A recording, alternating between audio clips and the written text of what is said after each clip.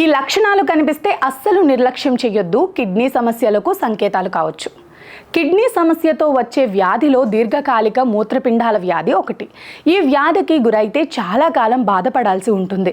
మధుమేహం, high BP ఉన్న వారికి ఇది సాధారణంగా సోకుతుంది.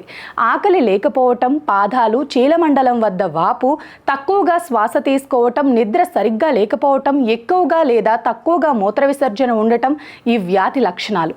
కిడ్నీలో పేరుకుపోయే ఉప్పు లేదా ఇతర స్ఫటికాలకు మూత్రపిండాల్లో రాళ్లుగా పిలుస్తారు.